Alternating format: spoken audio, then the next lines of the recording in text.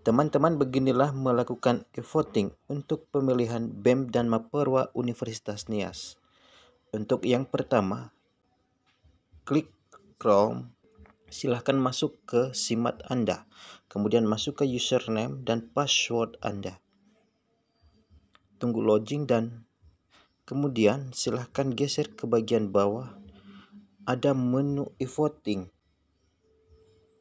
Silahkan klik dan keluar paslonnya.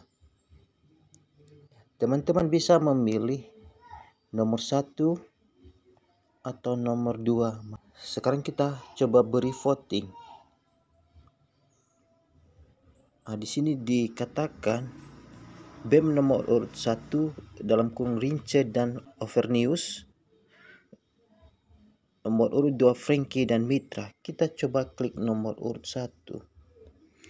Kemudian Mapperwa nomor urut 1 Hendrik dan Warisman, nomor urut 2 Trio dan Martin.